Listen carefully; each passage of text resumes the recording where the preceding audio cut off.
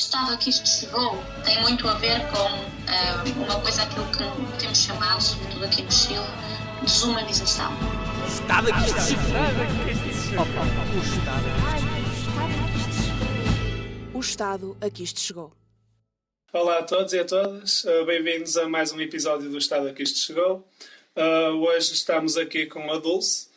Vamos falar então de um tema que tem estado na ordem do dia relativamente ao Chile e aos protestos que despoletaram a partir de outubro. E a primeira pergunta que eu gostava de fazer à Dulce é que falasse um pouco de si. Se há uma informação relevante sobre ti que gostasses de transmitir aos nossos ouvintes. Olá a todos. Sou portuguesa, acho que isso é uma informação relevante. Sim. Sou portuguesa e vivo no Chile há mais de 7 anos. Sou investigadora, bióloga. Sou investigadora numa universidade chilena. Externa, não faço parte do quadro, e também faço a coordenação territorial de vinculação da universidade com a comunidade. Vivo numa terrinha pequena que se chama Las Cruzes, é uma localidade que pertence à cidade de El Tabo. Está na costa do Chile e está aproximadamente a uns 120 km do centro de Santiago. E acho que com isso é suficiente para falar da relevância, da minha relevância. Exatamente. E Santiago até foi o sítio onde começaram os protestos, não é? Pois, é óbvio. O Chile é um país é bastante grande em termos de comprimento. Tem mais de 4.000 quilómetros. A largura média não passa, se não estou enganada, não passa dos 300 km, mas não quero dizer imaginar aqui. Sim. Pode haver alguma parte mais larga. Mas a maior parte... e tem à volta de 16 milhões de habitantes. Mas metade desses habitantes estão na zona de Santiago. Portanto, não é estranho que os protestos tenham começado aí. E, para além disso, é um país com uma política extremamente centralizada, a política e os serviços. Exato. Digamos que eu diria que há dois Chiles. Há o Chile de Santiago e um bocadinho de Valparaíso, que é a segunda cidade, e o resto do Chile.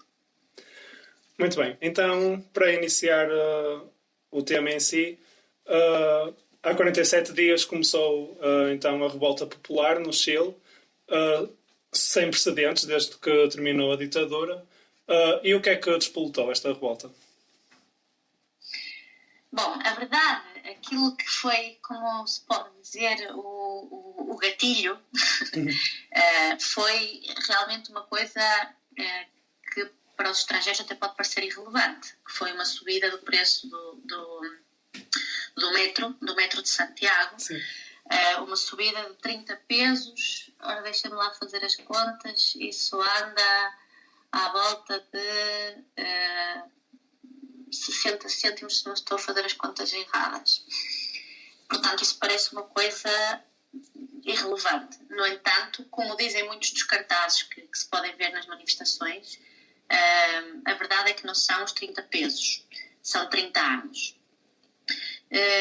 E são 30 anos de um governo que supostamente é um governo democrático, um governo que está supostamente ao nível dos governos democráticos dos países desenvolvidos. Não podemos esquecer que neste momento o Chile pertence já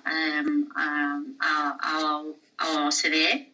Sim. Há alguns anos que pertence ao OCDE, portanto já não faz parte dos países em desenvolvimento, já é um país desenvolvido. E, no entanto, a população do Chile considera que há 30 anos que este suposto governo democrático não houve. E, portanto, a origem destas protestas que realmente não começaram, se nós formos a fazer uma análise mais macro, não começaram este ano. Isto foi a gota que como é que se diz em português? Eu A já gota disse d'água. logo que A gota d'água. ia ser estrangeira. Eu disse logo que ia ser imigrante. Não há problema. Foi a gota d'água. A gota d'água que fez transformar o vaso. O copo, o vaso. Isso vai ser um desastre, não é? Não há problema. Bom, há uma série nos últimos digamos, 7, 8 anos. Atenção que há muitas coisas da história do Chile, sobretudo antes de eu ter chegado, que eu não controlo muito, mas pronto, tenho ouvido e tenho tratado de integrar. No ano 2011 houve um movimento muito importante estudantil que marcou um ponto de inflexão, tenho entendido, na capacidade que teve a população do Chile de começar a manifestar-se contra as políticas do governo. E aqui sim há uma origem importante. Este foi um movimento estudantil, há uma origem importante. Porquê os estudantes? E porquê os estudantes? Porque são da geração que já nasceu depois da ditadura, ou sem a ditadura. A ditadura no Chile foi uma ditadura relativamente pequena, em termos de duração, em comparação com as ditaduras que nós conhecemos na Europa, incluindo a nossa. Mas foi uma ditadura de uma violência extrema. Foram 16 anos de torturas, mortes, pressão sobre a população, que obedeceu a uma doutrina que alguns chamam a doutrina do choque. Quando eu cheguei ao Chile, isso notava-se a falar com as pessoas, notava-se na rua. As pessoas ainda vivem com medo. Portanto, não é estranho que, se nós temos um conjunto de pessoas que estiveram submetidas durante 16 anos a pressões tremendas por parte das pessoas que o governam, não esquecer que foi uma ditadura militar, no Chile também, é normal que as pessoas vivendo com medo depois dos 8 anos, com centenas de detidos desaparecidos, pessoas que perderam o rastro à sua família, não têm ideia de onde estão, foram levados pela polícia nessa altura e nunca mais apareceram. Portanto, é normal que tenham esse medo quase no sangue, e que, de certa maneira, depois desta entrada na democracia, depois desta suposta, deste aparente bem-estar que começou a crescer, sobretudo na classe média, as pessoas aprenderam a calar, a manter esse medo como uma espécie de segurança. Isto justifica o facto de que realmente estas revoltas tenham acontecido, tenham sido iniciadas pelos estudantes. Isso foi em 2011 e em 2019, em outubro, de novo foram os estudantes, mas desta vez foi com muito mais pressão, porque desde o 2011 as coisas, em termos de falta de comunicação do povo com o governo, aumentaram. A política do Chile, a política económica e social do Chile, é uma política neoliberal, de um capitalismo predador tremendo. É incrível. Quer dizer, para mim foi chocante quando cheguei da Europa. Eu cheguei de Espanha, vivi em Espanha 10 anos antes de vir para o Chile, e foi chocante. Foi terrível, foi muito terrível realmente enfrentar-me a um sistema que, honestamente, eu tinha ouvido falar, tinha lido de vez em quando em alguns livros, mas não tinha a noção do que podia ser uma coisa destas. Portanto, este é mais ou menos o contexto geral, macro, sem entrar em detalhes, e explica porquê que foram os estudantes que iniciaram, de certa maneira, isto. Porque os estudantes são da geração que não tem medo. Sim. Esta é a resposta. Referiste que os estudantes têm estado em peso nessas manifestações, mas pelo menos nas manifestações que começaram em outubro também estiveram presentes advogados, médicos, sindicatos, ou seja, pessoas que representam setores do país que também estão a ser fortemente injustiçados por parte do governo. Achas que é isto que motiva essas pessoas a participarem nas manifestações? Bom, o que eu disse foi que quem deu o passo esta vez foram de novo os estudantes. Não é quem domina as manifestações neste momento. E passo a explicar.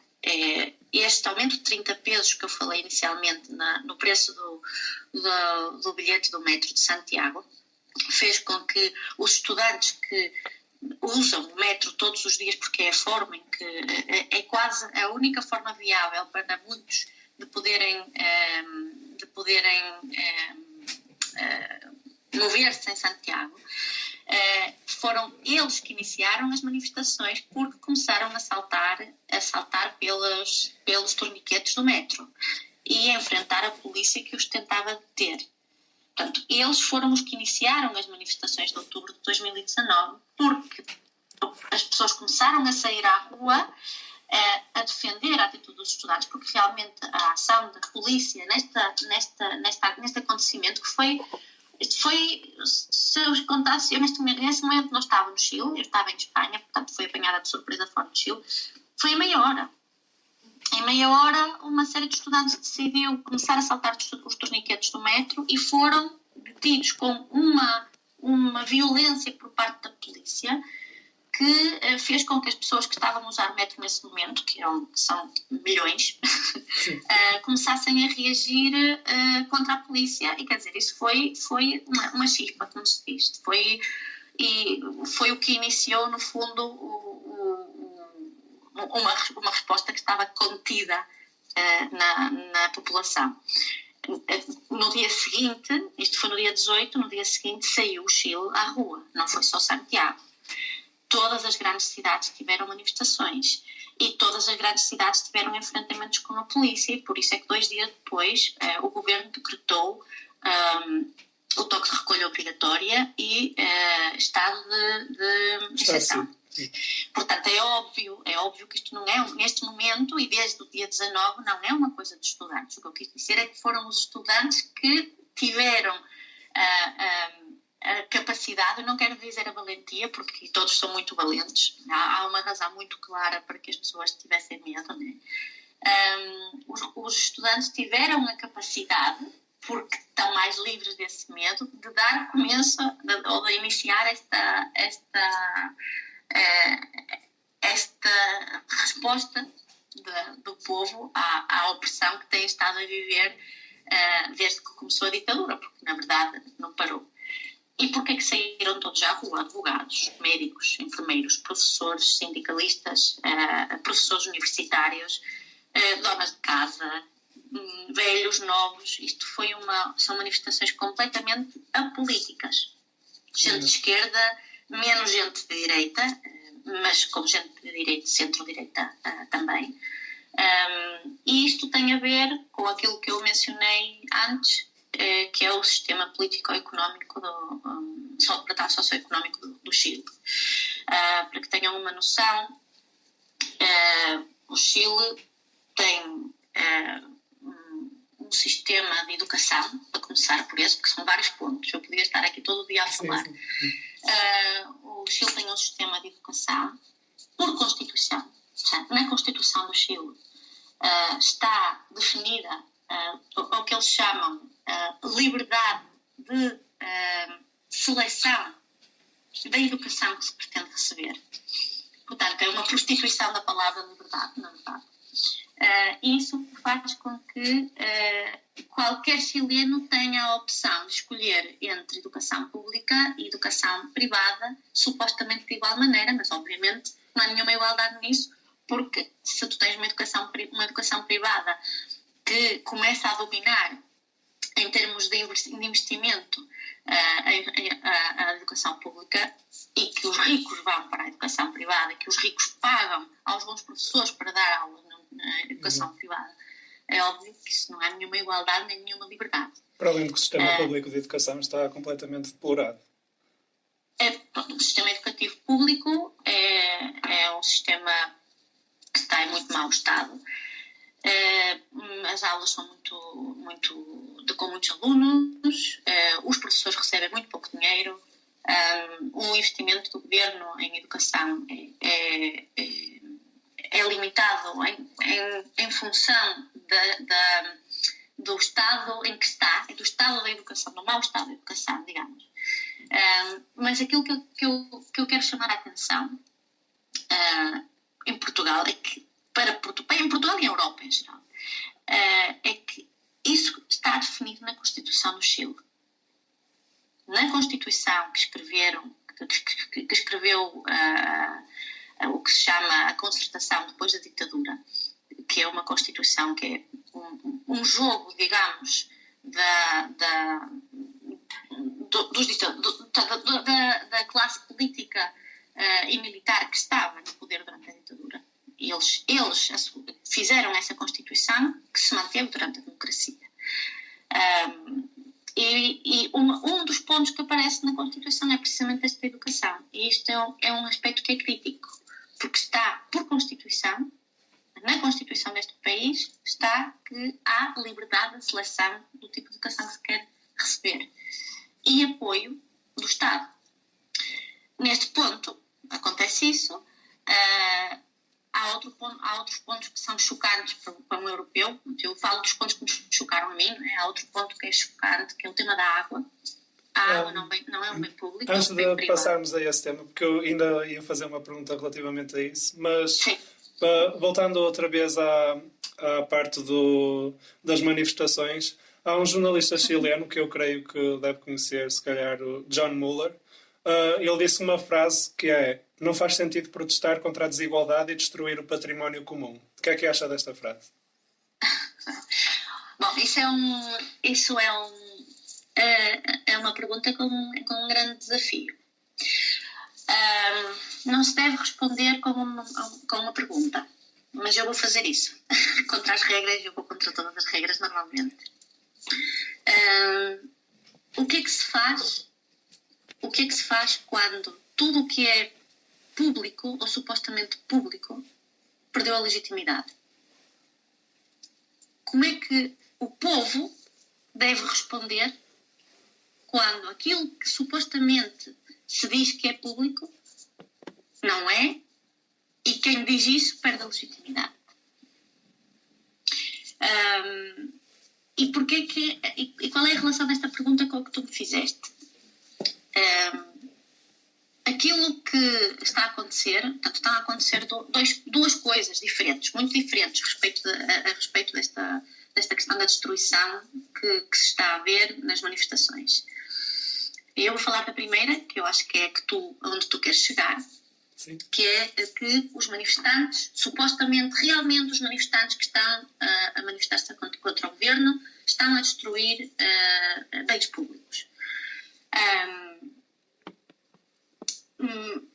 É óbvio que é complicado este tipo de manifestações, que este tipo de manifestações sejam manifestações pacíficas. Talvez para os portugueses isso nos possa surpreender, porque nós somos um povo realmente calmo, somos um povo realmente pacífico,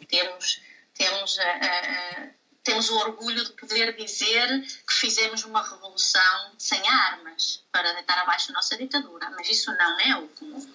Nós, se calhar, somos da exceção que confirma a regra, né? Portanto, que as manifestações, deste tipo de manifestações, contra um governo que não aceita dialogar com o povo, que este tipo de manifestações tenham um grau de violência, eu acho que é algo que é normal.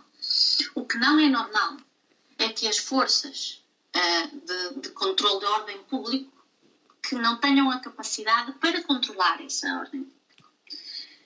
ordem pública. E aqui entramos no segundo ponto. Ainda me falta dizer algo.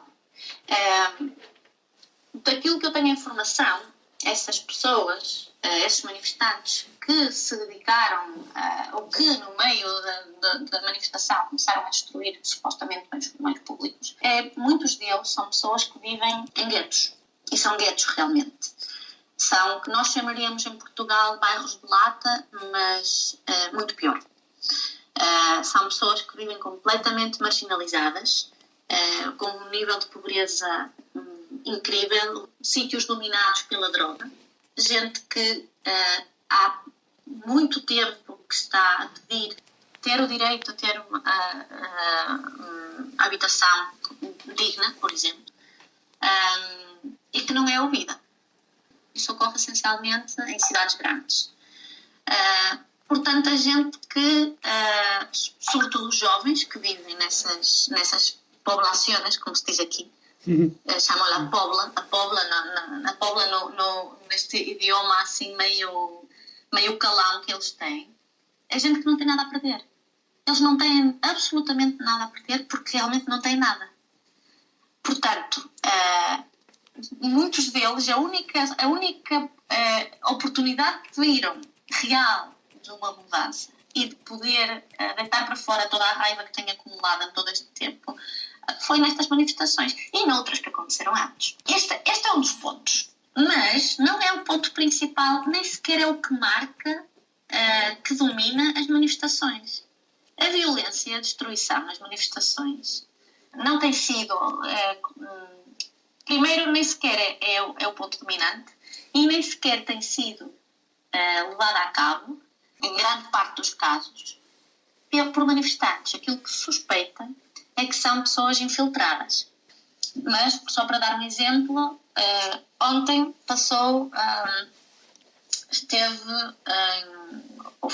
foi preso para começar a ser julgado, ou já começou o julgamento, não quero dizer nenhum erro, um vereador de uma Câmara Municipal, porque foi apanhado a saquear um supermercado junto com funcionários municipais. É um vereador, para além disso, é familiar de um senador do Chile, do governo do Chile. Isto é um exemplo. Isto é um exemplo do que se viu. Há provas e estão a ser avaliadas por observadores internacionais, inclusivamente há provas, ou melhor, há suspeitas, de novo, com provas, dizem que existem provas visuais. Eu vi alguns vídeos, eu vi algumas fotografias, mas eu não estive lá, de que houve muitos incêndios, houve muitos saqueios que foram iniciados por forças de autoridade. Outra coisa que se tem argumentado, e isso foi aquilo que eu mencionei no ponto anterior, foi surpreendente que as forças de ordem público não pudessem parar este tipo de ações, saqueios, destruição de grandes supermercados e mesmo a destruição de mobiliário público ou de edifícios. Foi surpreendente que eles não tenham detido essas ações quando a força que eles utilizaram para parar as manifestações foi tremenda. Também há vídeos, também há fotografias em que se vêem carros de polícia e agentes da polícia que estão perto de zonas que estão a ser saqueadas e a zona que está a ser saqueada não tem nenhum polícia por perto.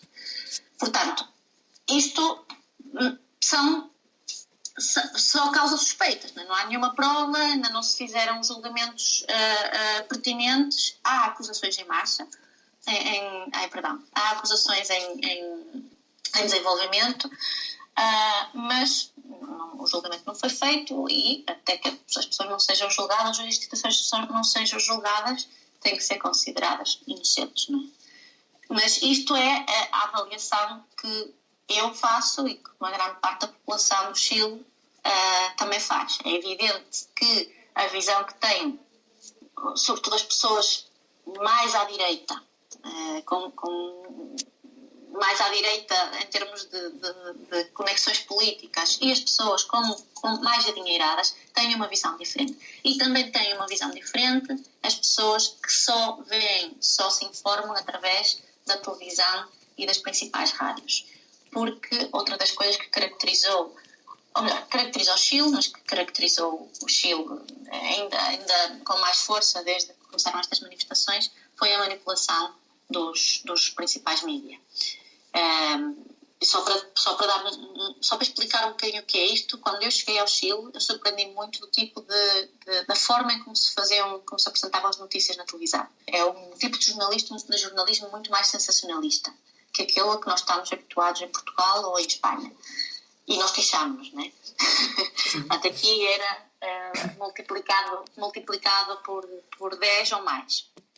E neste momento, nós vemos, quando ligo a televisão e vejo a notícia na televisão, a manipulação da informação é tremenda.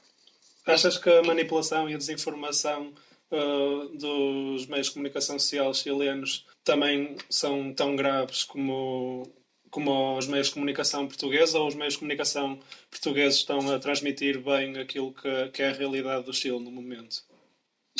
Olha, honestamente, eu não tenho seguido as notícias de Portugal.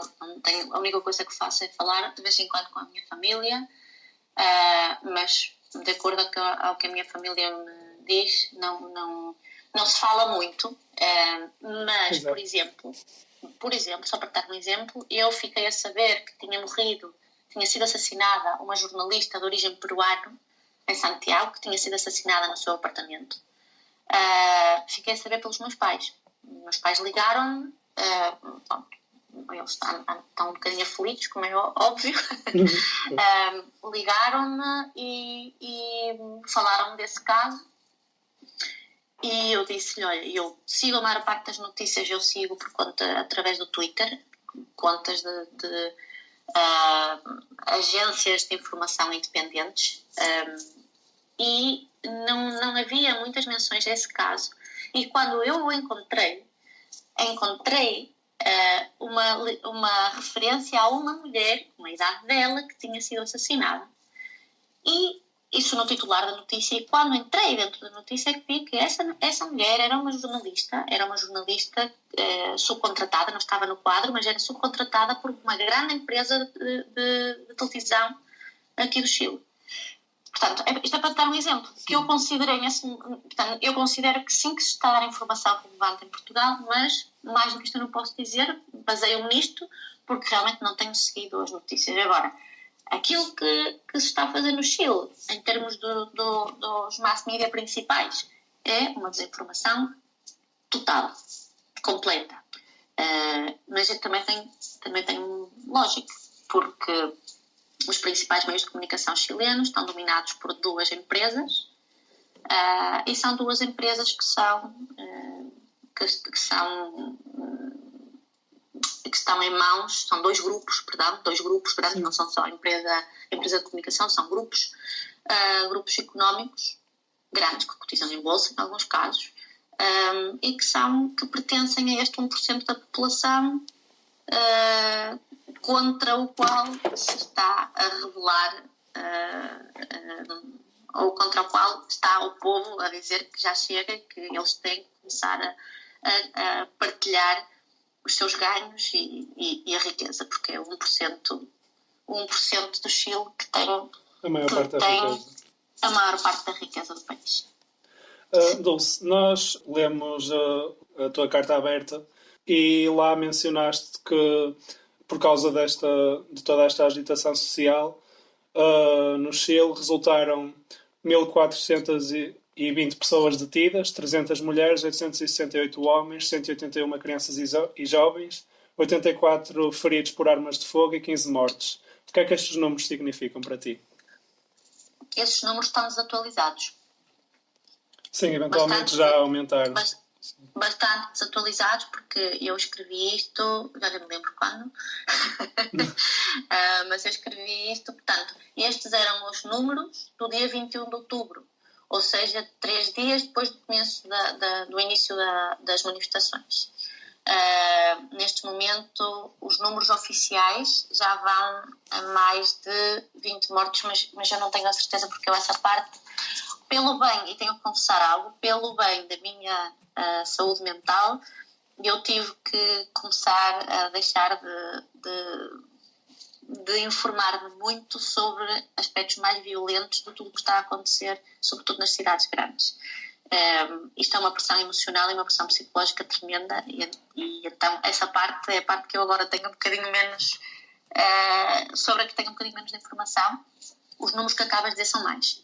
Neste momento há muito mais de 1.420 pessoas detidas, muito mais. Agora, qual é a minha visão pessoal do que isto significa? Sim. Isto significa que se as forças policiais têm a capacidade para deter quase 3.000 pessoas, que é o número com que estamos agora, se não estou enganada, se conseguiram mutilar mutilar mais de... Eu se tivesse sabido, tinha ido a buscar os números, porque realmente esses números são muito chamativos. Se tiverem alguém aí da vossa equipa que possa fazer rapidamente uma pesquisa na internet, Sim, no Instituto Nacional de Direitos Humanos do Chile, para ver o número de mutilados. E o número de mutilados porquê? Porque a polícia do Chile aponta com armas de borracha, com balas de borracha aos olhos de manifestantes. Há muitas pessoas que ficaram cegas. É crítico porque as análises que fizeram profissionais dos direitos humanos e alguns médicos fizeram pesquisas na internet sobre o número de feridos deste nível, portanto, feridos dos olhos, com perda de visão num olho, pelo menos. Temos aqui a informação de 241 pessoas com lesões oculares irreversíveis, resultado de um tipo de ação policial que tem impressionado pela brutalidade. Com isto, eu acho que nem sequer precisamos de falar, de verem mais em detalhe do número de tiros, por exemplo. Que tu tenhas a polícia a apontar aos olhos das pessoas que se estão a manifestar, e dessas pessoas que se estão a manifestar, dessas pessoas que foram lesionadas, que foram mutiladas, tens homens, mulheres, velhos e jovens, menores de 18 anos. Portanto, não significa, podias dizer, porque se calhar eles fazem isso em defesa própria, ou porque são as pessoas mais violentas dentro das manifestações, em absoluto, e isso é algo que aqui, sim, alguns meios de comunicação inclusivamente mencionam. Essa parte não houve maneira de que eles pudessem esconder. E está a ser devidamente analisada também por observadores internacionais, e o próprio governo teve que dar explicações, e antes da mudança do gabinete do presidente, que implicou a saída do ministro do Interior, foi posta em causa a capacidade do Ministro do Interior de gerir as suas forças, as forças de controle da ordem pública. Mas eu não sou profissional destas coisas, nem faço a mínima ideia, é aquilo que eu tenho lido e ouvido, mas a mim não me parece normal que em manifestações desta índole, que são manifestações sociais, que existam mais de 200 pessoas mutiladas, que ficam completamente marcadas para o resto da vida, sem poder ver, pelo menos num olho, não há mais, há alguns que ficaram cegos. Isto significa que há alguma coisa que não está a funcionar bem na resposta que o governo está a dar a estas manifestações sociais, não é? Voltando, se não te importares, a um tema que tu tinhas referido e que eu depois acabei por avançar. É verdade que o Chile é o único país do mundo com água privatizada? Eu não sei se é o único, não posso garantir, porque não tenho conhecimento suficiente, mas no Chile a água não é um bem público, é privado. Há rios inteiros em que, se eu quiser, eu não posso, se a mim me apetecer ir buscar um balde de água, eu posso ser multada porque aquela água não é minha. Há um único rio no Chile, completo, desde a nascente até à foz, que não está privatizado. Um rio, um único. Num país, como eu disse, que tem quase 5.000 quilómetros de longitude. E uma zona, apesar de que a zona norte, centro-norte, é uma zona essencialmente seca, tem toda a zona centro-sul, a chegar à zona Antártida, que é das zonas com mais reservas de água doce do mundo. E a quem é que pertence a água? Verdade. Desculpa? A quem é que pertence a água? A consórcios internacionais e alguns empresários locais, mas a maior parte da água é estrangeira.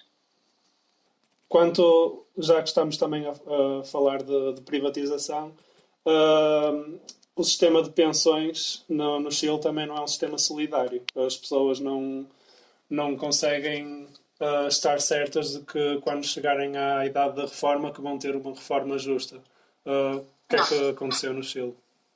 Não, absolutamente. No Chile, depois não posso precisar a data, mas quando já em democracia houve uma campanha muito grande porque antes havia um sistema solidário de pensões. de facto, ainda existe o Instituto de Previsão Social, que é uma entidade que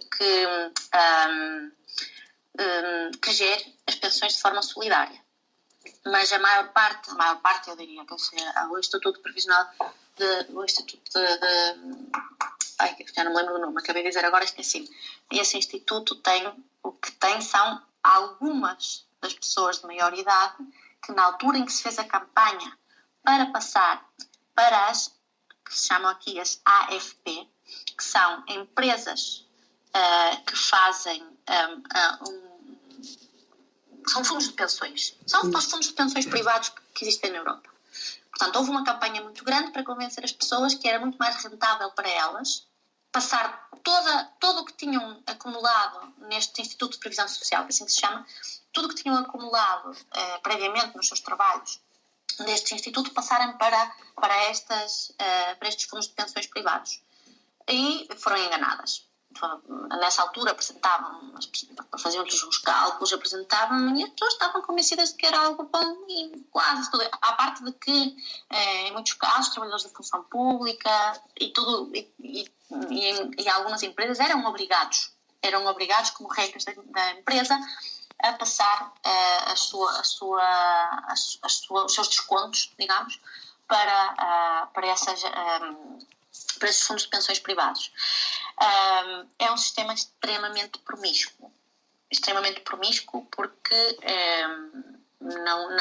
agora quem fez essa mudança, as pessoas mais velhas, estão a ver que não têm, de maneira nenhuma, recebem uma pensão que é proporcional ao trabalho, ao dinheiro que ganharam quando estavam a trabalhar, nem ao dinheiro que investiram no Estado, que entregaram ao Estado quando estavam a trabalhar. Para terem uma ideia, neste momento, as pessoas, as mulheres, porque há uma diferença muito grande também entre mulheres e homens, se eu não estou enganada, as pensões médias das mulheres andam à volta dos 70 euros e, no caso dos homens, 100 euros. Ou são as médias ou são as máximas, mas também não quero dizer números que não sejam reais. Aquilo que eu menciono que é o que é importante marcar. A ordem desses valores que recebem estas pessoas a ordem de magnitude é tremenda. Como é que alguém pode viver com 60 euros por mês? Normalmente as pessoas de mais idade têm que comprar medicamentos, têm que ir ao médico. O médico aqui no Chile, o público é complicado e a maior parte das pessoas que têm dinheiro vai para o privado. Não. Exato. Portanto, efetivamente, esse é um dos pontos que tem a população chilena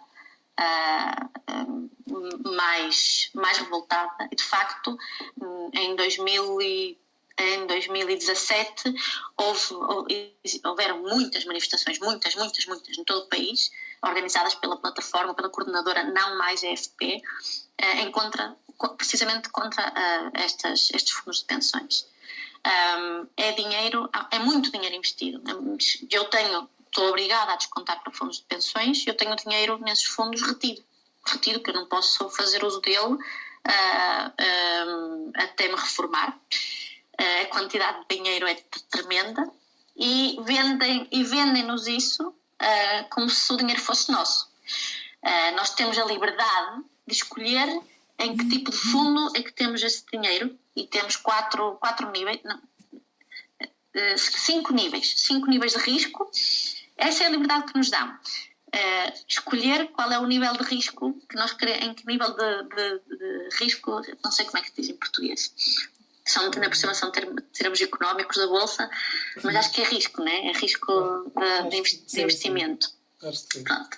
Essa é a liberdade que te dá. Dizer em que tipo de fundo é que queres pôr o teu dinheiro. Pode ser um fundo de maior risco, em que tu aumenta a probabilidade de teres maior lucro, mas também aumenta a probabilidade de perderes mais dinheiro, e o fundo de menor risco. Mas não te livras de que essa empresa que gera os teus fundos esteja a jogar na bolsa com o teu dinheiro durante toda a tua vida. E esses benefícios que dizem que tens, porque tu podes entrar à tua conta e é incrível quando tu chegas à tua conta e dizes eu tenho este dinheiro todo e realmente quando chega a altura de poderes fazer uso dele, o que te dão não reflete em absoluto o dinheiro que tu tinhas acumulado. Já que falaste há bocado dos médicos, tocaste no tema da pergunta que eu ia fazer a seguir, que é relativamente à saúde, que sabemos que é precária no Chile, e toco num ponto para desenvolveres a seguir, se quiseres, que os medicamentos são caros e as farmácias e as empresas de seguros de saúde são geridas por empresas, ou seja, essas empresas acabam por ganhar tanto de um lado como do outro. Queres-nos falar um pouco disto? Sim, isto talvez seja um dos temas que seja mais fácil para os europeus entenderem, porque não é uma questão que seja alheia a nós, não é? Sabemos que tanto em Portugal como em Espanha e em outros países talvez existe uma competição grande entre a oferta de serviços de saúde privada e pública. A partir do momento em que a saúde das pessoas pode ser vista como um negócio, a partir desse momento, o simples facto de que se permita que a saúde possa ser um negócio, inicia todo um processo que é muito difícil de conter, é muito difícil de controlar, todo um processo que leva, ao fim e ao cabo, a um deterioro da oferta de serviços públicos de saúde. E porquê? Porque se existe um sistema privado que oferece maior remuneração aos profissionais de saúde que o sistema público, é óbvio que os profissionais de saúde vão trabalhar para o sistema privado e não para o sistema público. Não é? E por isso é que eu dizia que isto não é uma questão, isto não é uma questão que seja alheia a muitos países da Europa, mas aqui no Chile isso é uma potência com expoente 10. Potência de 10 porque realmente é um negócio ao nível que eu vou explicar em seguida, porque para mim foi chocante, óbvio, eu tive que usar o sistema de saúde, eu tenho um seguro privado de saúde, porque não me arrisquei. Quando eu cheguei aqui, aquilo que me pintaram da saúde pública foi tão terrível que, contra os meus princípios, eu não arrisquei-se. Pronto, eu vou ter que contratar um seguro privado, porque realmente a informação que me chegava do público era muito má. Eu agora sei que não é tão má como pintavam. Também há uma campanha muito grande por parte das empresas privadas para mostrar que a saúde pública não é boa. Portanto, eu expliquei também, provavelmente não ouviram, que aqui o sistema de saúde público é também com um seguro, só que é um seguro público, também através de seguro público, que se chama cá a FONASA, e as empresas privadas agrupam-se num conjunto de empresas que têm a designação cá de ISAPRES. Há muitos seguros privados, há muitas empresas privadas de saúde. O nível a que isto chega, o nível de negócio a que isto chega, e isto eu posso dar o meu exemplo, que ninguém me contou.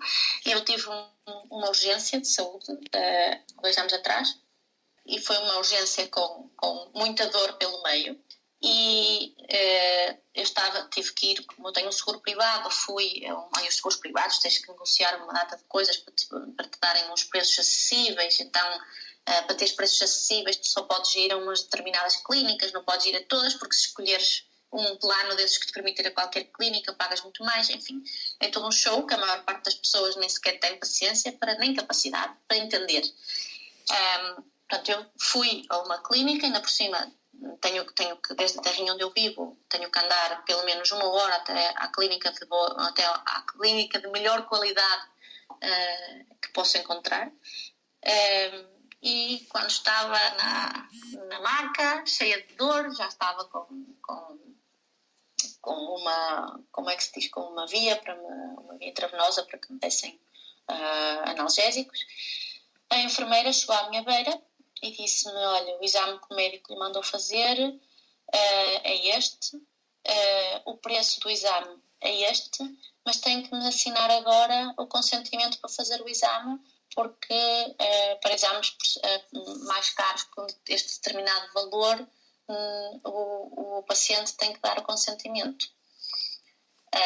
Eu estava em agonia nesse momento e tive que assinar um papel em agonia. Eu, nesse momento, se me tivessem dito que eu tinha que vender a minha mãe ou a minha avó para fazer o exame, eu não era capaz de discernir nem fazer a diferença, porque eu estava com tantas dores, era impossível para mim tomar uma decisão. E, no entanto, a enfermeira eu entendi que lhe custava fazer aquilo, porque é humana, teve que me levar o papel e eu tive que assinar. Ainda bem que assinei realmente aquilo que a enfermeira me disse, porque eu não pude ler. Eu não pude ler o que estava no papel. Pronto. Isto é o sistema de saúde privado no Chile. Acho que é bem esclarecedor, não é? Sim, bastante. Espero, claro, que estejas melhor. Relativamente a isso que nos estiveste já passou. Já passou. Ainda bem. Já passou. Pronto, então, para terminar esta parte da nossa entrevista, vamos então passar às perguntas rápidas. Vamos fazer 3 para não te massacrar muito. Então, tens de decidir das duas coisas que te vou dizer, tens de escolher uma. Portugal ou Chile? Chile. Ouvir o nosso podcast todos os dias à noite antes de ires dormir ou teres propaganda do Pinheira na varanda?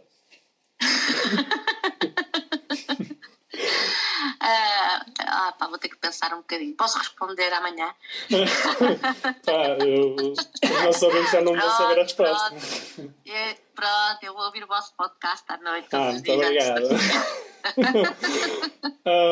A última. Mudaste para o Brasil com o Bolsonaro ou vieste para Portugal com o Chega no governo? Portugal. Ok. Então, a última pergunta agora e a mais importante do nosso podcast. E o estado a que isto chegou? Olha, o estado a que isto chegou tem muito a ver com uma coisa, aquilo que eu tenho chamado, ou que temos chamado, sobretudo aqui no Chile, desumanização. Nós perdemos a nossa humanidade. As sociedades humanas neste momento são desumanas. Perdemos a nossa ligação à terra. Já não sabemos quem somos. Nós somos animaizinhos como todos os outros, com uma ligação forte ao ambiente natural, mas perdemos isso e negamos isso. Vivemos em cidades, encerrados entre edifícios de cimento, tocamos em coisas naturais mortas para comer. Não sabemos o que é tocar na terra fresca, não sabemos o cheiro à erva molhada, deixamos de apreciar as cores, a cor natural das flores e das frutas, e deixamos de ter consciência de nós mesmos. Somos, na maior parte dos casos, não pensamos em nós quando acordamos, pensamos em ir trabalhar para outro. Não pensamos em nós quando estamos a comer, pensamos é que temos rapidamente que terminar de comer porque temos que ir buscar os nossos filhos ao infantário ou à escola. E quando nos vamos deitar, com sorte lemos um livro, com sorte ouvimos o vosso podcast, mas muito poucas vezes meditamos naquilo que somos, naquilo que queremos, naquilo que desejamos como pessoas, como indivíduos. Estamos desconectados de nós mesmos, desconectados da natureza, desconectados da terra. E, obviamente, isso faz com que estejamos também desconectados entre nós. E, por isso, é que estamos no estado que isto chegou, não é? Ok, Dulceida, muito obrigado por teres aceito o nosso convite. Obrigado por nos teres mostrado um pouco da realidade que vives diariamente no Chile. Realmente, em Portugal, a informação não é tão mediatizada e precisamos de pessoas como tu para nos explicar situações como esta. Pronto, obrigada a vocês. De nada. Obrigado então mais uma vez por terem ouvido a nossa entrevista. Voltamos a ver-nos no próximo episódio. E foi o estado a que isto chegou. Obrigado por terem ouvido. Sigam-nos nas nossas redes sociais, Facebook, Instagram e Twitter. Podem ouvir-nos no YouTube e SoundCloud. Até à próxima.